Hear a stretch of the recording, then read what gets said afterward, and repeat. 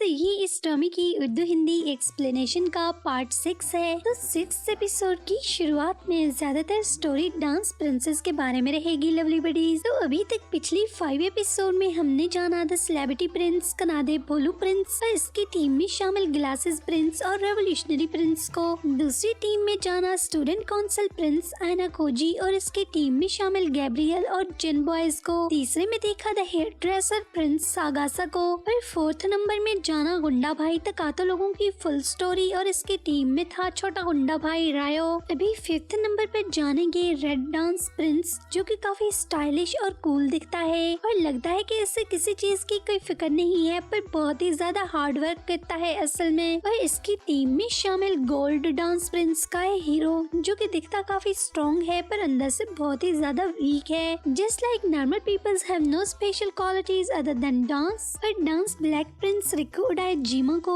जो कि दिखता प्लेयर है बट सिर्फ और सिर्फ हार्ड वर्कर है, जिसके लिए फ्रेंडशिप और लॉयल्टी ज्यादा मायने रखती है। और ये तीनों की तीनों कानासन के school Siberian Saint Gem Academy की इकोनॉमी क्लास के शाइनिंग ब्राइट स्टूडेंट हैं। स्कूल के साइलेंसर चेयरमैन के सेक्रेटरी हेतोरी इनके स्कूल में विजिट पर आई कुछ फीमेल को अपने स्कूल की कुछ फेमस क्लासेस के बारे में जानकारी दे रहा होता है और इनको बताता है कि हमारे स्कूल में सबसे पहले नंबर पर रखा और देखा जाता है सेलिब्रिटी क्लास को, जिसे कि हम लोग फर्स्ट क्लास भी कहते हैं। तो इसमें पढ़ने वाले सभी स्टूडेंट्स की फैमिलीज की पर ईयर 100 मिलियन जेन इनकम होती है और इससे नीचे की इनकम वाली फैमिलीज के स्टूडेंट्स इस क्लास को मुंह लगाना तो दूर, इस क्लास में पढ़ने के बारे में सोच भी नहीं सकते हैं। और इसके बाद आती है इकोनॉमी क्लास, जहाँ फैमिली की इनकम मैटर नहीं करती है, पर इस क्लास में पढ़ने के लिए सुंदर और किसी न किसी चीज में पोटेंशियल स्टूडेंट में जरूर होनी चाहिए। और इनके स्कूल की सारी फिलॉसफी सिर्फ और सिर्फ 3 चीजों के गिर्द घूमती है, जिनमें सबसे पहले प्राइड, ब्यूटी, स्टाइल को एडमिशन के लिए फर्स्ट प्रायोरिटी दी जाती है। और हितोरी के इन फीमेल आंटीज को बताते हुए इनके पास से गुजरते डांस प्रिंसेस को देखकर तो वो फिदा हो जाती हैं कि हाय राम कितनी क्यूट और हैंडसम दिख रहे हैं ये तो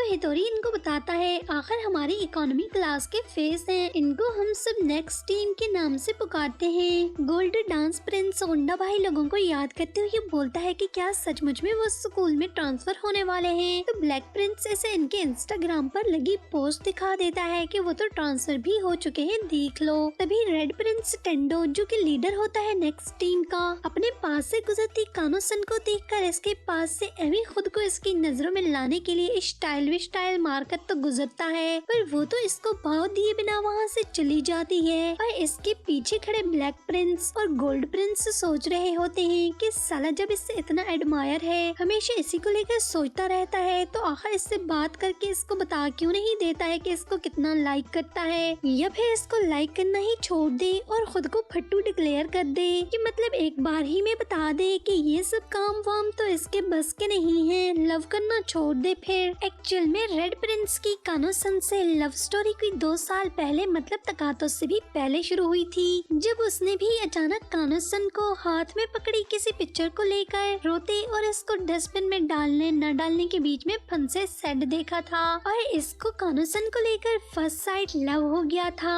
और क्योंकि टेंडो कानोसन से काफी छोटा था तो इसके पास जाकर इसकी हेल्प करने से डरता है और इसको दूर दूर से ही ऐसे रोते रोते देखता रहता है। और जब वो वहाँ से चली जाती है तो उसके चले जाने के बाद खुद को कोसता है कि मैं तो साला बिल्कुल नल्ला निखट्टू और फट्टू किस्म का निकला, मीन की एक गर्ल के पास जाकर उसको रोते हुए दिलासा भी नहीं दे सका। और फिर अपने मन में डिसाइड किया होता है कि वो खुद को इस काबिल स्ट्रॉन्ग बनाकर तो न सिर्फ इसको जल्द ही प्रोटेक्ट करेगा बल्कि इसकी हैप्पीनेस भी इसको लुटाएगा। और एज यूजुअल ही रेड प्रिंस का भी ये वन साइडेड लव था और उसने कानोसन के बारे में पता कर लिया था कि वो कौन है और कहाँ पर पढ़ती है। और फिर इसको लगता है कि वो इस वक्त ना तो गुड लुकिंग है और ना ही स्ट्रॉन्ग, हूँ। तो इसको प्रोटेक्ट करने के लिए सबसे पहले स्ट्रॉन्ग बनने के लिए उसने अपनी बॉडी पर प्रॉपर वर्कआउट करना शुरू कर दिया ताकि खुद को स्ट्रॉन्ग बना सके। अपने मसल्स को हर तरह से स्ट्रॉन्ग करने लगा और अपने डोले शोले निकालने लगा और अपनी लुक्स पर भी खास ध्यान देता था ताकि वो इसकी तरफ अट्रैक्ट हो। और फिर बाद में इसकी मुलाकात वही जिम में गोल्ड प्रिंस और ब्लैक प्रिंस से होती है और ये तीनों बेस्ट बडीज बन जाते हैं और अपने पहले वाले स्कूल में सैकड़ों गर्ल्स के ड्रीम बॉय रहते हैं। और इनको चाहिए थी अपनी लाइन में सिर्फ नारोसे कानो, जिसके लिए रेड प्रिंस और इसके पीछे जिगरी यार कानो सन के स्कूल में अपना ट्रांसफर करवाने में सक्सेसफुल रहते हैं। यहाँ पर भी इनकी पहली एंट्री पर ही काफी फैन गर्ल्स बन चुकी थी और वो तीनों इन सभी को रिस्पेक्ट जरूर करते थे, पर मन में सिर्फ और सिर्फ कानो सन के क्लोज होने के ड्रीम लेकर टेंडो यहाँ आया था। और फिर इस स्कूल में आते ही अपने पहले दिन से ही उसने ये रूटीन बना ली कि इस स्कूल में दूर दूर से कानो सन को आते देख कर रखना और पास आने पर स्टाइल मार कर तो इसके पास से टेढ़ा टेढ़ा होकर गुजरना ताकि ये उससे या फिर वो इससे टकरा जाए और इसको कैसे भी करके तो कुछ भाव डाले और इससे बात करने का कोई चांस मिले। पर कानो सन इसको जरा भी अहमियत दिए बिना इसको क्रॉस करके तो गुजर जाया करती थी। ऐसे ही कितने दिनों पर दिन, वीक पर वीक और महीने गुजर रहे थे। ना तो वो अपने मुंह से एक शब्द फूटता था और न ही वो इसको नोटिस में लाती थी, जिसे लेकर तो बेचारा काफी सैड रहता था कि देखो पूरी दुनिया हमारे पीछे है पर हम किसके पीछे हैं जिसके पीछे कोई नहीं, पर फिर भी बात करते हमारी जान निकलती है। क्या करूं? तो सोचता है कि इसे खुद पर और काम करने की जरूरत है ताकि वो इसको नोट कर पाए। और तब इसके पास ब्लैक प्रिंस और गोल्ड प्रिंस आकर इसको एडवाइस करते हैं कि ऐसे काम नहीं बनने वाला और इसको आइडिया देते हैं कि हमारे पास एकदम मस्त प्लान है, अगर हम पॉपुलर हो जाएं तो फिर शायद वो तेरे को कुछ भाव डाले। और फिर यहाँ इस स्कूल में आकर यहाँ से ये तीनों डांस करना शुरू करते हैं और सभी गर्ल्स में डांस प्रिंसेस के नाम से फेमस होते हैं, पर फिर भी इसका असर कानो सन पर तो कुछ भी नहीं पड़ता है और इसे तो मालूम भी नहीं था कि ये वाली मखलूक भी यहाँ पर जिंदा है या नहीं। और टेंडो बेचारा इसको गर्लफ्रेंड बनाने के ड्रीम लेकर वेला नला छड़ा ही फिर रहा था। तो भाई लोग आपको क्या लगा कि प्रिंस इस साइलेंसर चेयरमैन के स्कूल में सिर्फ और सिर्फ स्टूडेंट ही है क्या? ना भाई ना, रुको जरा सब्र तो करो। इधर एक और प्रिंस की एंट्री होती है जो के नाम से योगी सन्यासी के नाम से पहचाना जाता है और बाय प्रोफेशन टीचर है। अपने मुंह मियां मिट्ठू बनते खुद ही क्लास में बोलता है इस दुनिया की सारी वीमेन इसको चाहती हैं जब से वो पैदा हुआ है। बेचारा काफी ज्यादा गलत फहमी में होता है, उसे लगता है कि कोई वो बहुत ही ज्यादा सुंदर परा है। और अपनी क्लास फिनिश करने के बाद इसको स्कूल में ट्रांसफर हुई है। न्यू गुंडा भाई लोगों के यहाँ आने का देखकर जोर जोर का झटका लगता है और इधर साइलेंसर जो कि चाय शाय एंजॉय कर रहा होता है और इसके भाग कर अचानक से वहाँ पर आ जाने पर साइलेंसर की तो फट जाती है और वो भी धड़ाम से साइलेंसर के रूम में एंट्री मारते हुए बोलता है क्या देखा है मैंने, देखो तो जरा। तो साइलेंसर चेयरमैन बोलता है मेरे को तो इनको पहले का ही जानने का है रे। तो योगी बोलता है पर कैसे? तो वो बताता है कि कुछ दिन पहले हमारे स्कूल में आए थे, तब से मेरे को तो पता है कि ऐसा कुछ होने वाला है। पर योगी सोचने लगता है कि इस समय मैं किस गुफा में सो रहा था जो मेरे को कानो कान खबर नहीं हुई। आखिर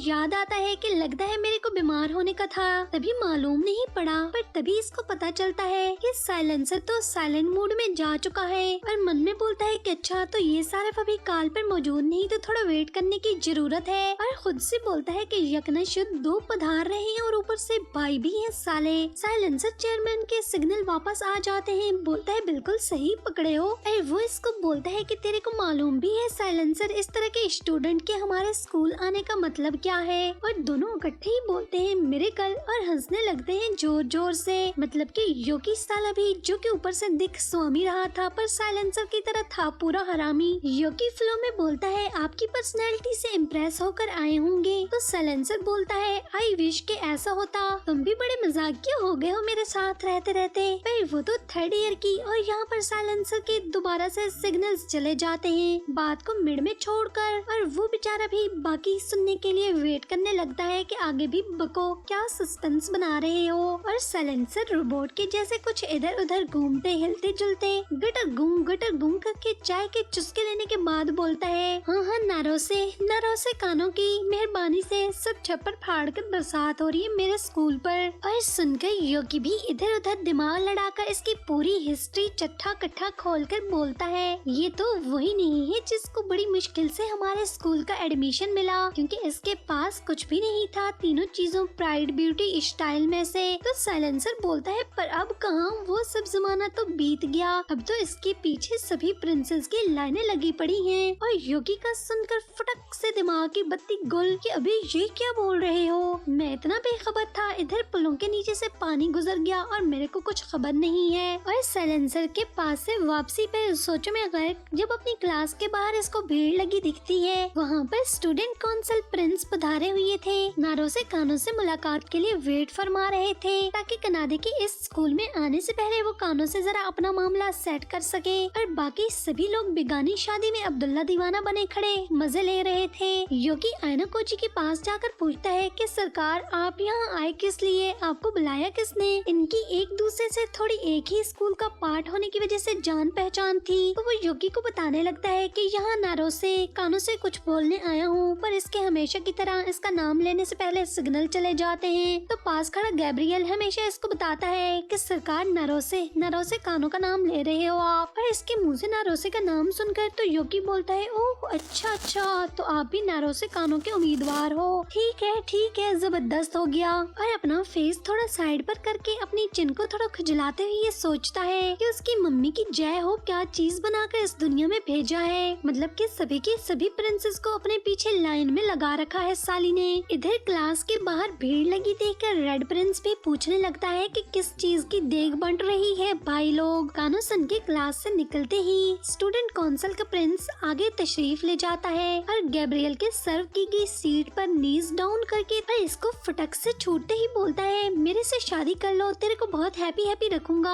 तभी दूर खड़ा योगी भी सब सुनकर भागकर वहाँ फौरन से अपनी टांग बीच में अड़ाने के लिए आ जाता है कि सरकार आपको भी नारो से कानों ही क्यों चाहिए आखिर। और वो इसको स्टाइल मारकर बोलता है, प्यार इतनी आसानी से एक्सप्लेन थोड़ी ना किया जाता है, क्या मेरे को इसमें खास दिखा, इस बात को तो मेरे मन में ही दफन रहने दे तो अच्छा होगा। तो इनके पीछे खड़ा गैब्रियल भी थोड़ी नारो से कानों को इज्जत देते हुए बोलता है, तो जी नारो से मैडम आप इस बारे में क्या बोलोगी। तो वो भी काफी इनोसेंट भोली भाली बनते हुए बोलती है, सचमुच में ये सच सुनना चाहता है क्या। तो स्टूडेंट काउंसिल बोलता है, प्लीज फरमाइए हम सुन रहे हैं। तो वो भी सर झुकाकर इसको सॉरी बोलकर कहती है, मेरे को बिल्कुल भी मंजूर नहीं है, एकदम इनकार है मेरी तरफ से। और इधर योगी और टेंडो जो कि सांसें रोके खड़े होते हैं, इनको भी सुनकर सुकून मिलता है कि ये तो बड़ा ही अच्छा हो गया। गैब्रियल बोलता है, हमारे प्रेसिडेंट की इंसल्ट कर रही हो। तो वो बोलती है, अच्छा तो तेरे इस प्रेसिडेंट से पूछते हैं कि इस फट्टू को मेरा नाम भी याद है या नहीं, और ऐसे इसका नाम याद नहीं था। गैब्रियल चालाकू मासी बनते हुए पीछे से इसको बताने लगता है। तो वो बोलती है, अंकल दूर इसे खुद से याद करके बताने दो ना। और इसको बोलती है, नहीं पता है ना, बड़ा है शादी करने वाला। और इसका तंज सुनकर इस फट्टू के पीछे खड़े वो तीनों बारी बारी इसकी तारीफ में कलाबे में लाने लगते हैं कि सिवाय एक नाम भूलने के परफेक्ट है हमारा प्रेसिडेंट बाकी सब चीजों में। और योगी भी बीच में इस हांडी में चम्मच चलाते हुए बोलता है, पर इसको मेरा नाम तो अच्छे से याद है ना। और आयना कोजी को याद भी था। तो गैब्रियल बुरे से मुंह बनाकर बोलता है, इसको बस सिर्फ यही नाम याद रहता है, किसी का भी हो चाहे। और कानोसन बोलती है, ऐसा है क्या, पर अगर मैं भूली ना हूँ और मुझे अच्छे से याद हो तो फिर तुम्हें तो एक और नाम भी याद नहीं था क्या। तुमने उस दिन अकेले डायरेक्ट मेरे से कनाडेसन के साथ रिलेशन का पूछा था ना, क्या बोलते हो इस बारे में। और इस फट्टू के पास जाकर फौरन से इसके कॉलर से खींचकर बोलती है, सालो जिसके मुंह में जो आ रहा है सब बारी बारी बकवास करके मेरे दिमाग की दही बना रहे हो। अपने ख्वाबों ख्यालों से मेरे को दूर रखो तुम लोग और मेरा समय बर्बाद मत करो। और इसको धक्का मार ग्राउंड पर गैब्रियल पर फेंक कर बोलती है कि ले संभाल ले अपने इस प्रेसिडेंट को, और वहाँ से चली जाती है। पर इसके ये सब करने से अपने बाकी कंटेस्टेंट के मन में इसे हासिल करने की होप जरूर जगा जाती है। छत में कानोसन को हासिल करने की लाइन में लगे रेड प्रिंस के पास जाकर ब्लैक प्रिंस और गोल्ड प्रिंस को समझाते हैं कि तू ऐसे ही सोचता मत रही हो और कोई कदम आगे बढ़ा, वरना तो दूसरे लोग कानोसन को तेरे सामने से उड़ाकर ले जाएंगे, देख लेना। और इसके सामने बड़े गुंडा भाई और फट्टू के स्टाइल को याद करके तो बोलते हैं, देखो उन्होंने कितने अच्छे से स्वैग बनाया अपना। पर रेड प्रिंस बोलता है, इसे लगता है कि वो अभी इस काबिल नहीं है। तो गोल्ड प्रिंस बोलता है, भाई फिर तू कभी काबिल बन भी नहीं सकता है, 2 सालों से उसके पीछे लगा पड़ा है और इसको चुप्पी साधे खड़े देखकर वहाँ से चले जाते हैं कि इस टकले का अपना डेब्यू देने का कोई मुंह नहीं लग रहा है मेरे को, इसके साथ टाइम वेस्ट करने का नहीं है। इधर अपने भोलू प्रिंस कनादे सन भी साइलेंसर के स्कूल में पक्का सोच समझकर एंट्री मारने आ जाता है। दूसरी तरफ रेड प्रिंस भी कानो सन के सामने अपना डेब्यू देने का डिसाइड कर लेता है कि चलो फिर अपना दिखा ही देता हूँ। और इसको दूर से जाते देखकर तो भागते हुए इसके पास जाता है कि अभी नहीं तो कभी नहीं। और इसको बताता है सेकंड ईयर का कोकी टेंडू हूँ, तुमसे 2 साल पहले से ही लव कर चुका हूँ, अपने मन में पिछले 2 सालों से तुम्हें बसाए फिर रहा हूँ और इस स्कूल में एंट्री भी मारी, पर तेरे को कभी हाले दिल सुनाने का चांस नहीं मिला मेरे को। पर अभी मेरे को लगा कि अभी न बताया तो बहुत देरी हो जाएगी। वो सुनकर याद करते हुए बोलती है अबे फट्टू वो तो मेरी एक्टिंग थी। पर वो भी सुनकर बोलता है पागल समझ रखा है, वहाँ आसपास तो क्या मुझे तो दूर दूर तक कोई नहीं दिखा था, तो फिर क्या फरिश्ते या फिर जिन भूत तेरी शूटिंग कर रहे थे। पर सुनकर साइड मारते हुए बोलती है मुझे याद नहीं अच्छे से, रास्ता छोड़ो मेरा, पर मेरी शूटिंग ही चल रही होगी। और इसको अपने पीछे पड़ते देखकर तो बोलती है एक बार फिर तुम भी आगे अपने सपने सुनाने मुझे औरों की तरह, मैं तो तंग आ गई हूँ सबकी बकवासें सुन सुनकर, वही सेम घिसी पिटी कहानी बार बार सुनकर तो मेरे दिमाग की दही बनी जा रही है। तो वो बोलता है मैं दूसरों की तरह नहीं हूँ, मुझे अच्छे से याद है वो सब, जब मैंने तुम्हें देखा था वहाँ और तुमसे लव हो गया था, बट मैंने इतना टाइम खुद को तुम्हारे काबिल बनाने के लिए लगाया सिर्फ और सिर्फ, पर अब मैं भी डिसाइड कर चुका हूँ तेरे से मजीद दूर नहीं रहूंगा और खुद पर काम करने के साथ साथ आज से ही देखना तुझे अच्छे से प्रोटेक्ट भी करूंगा।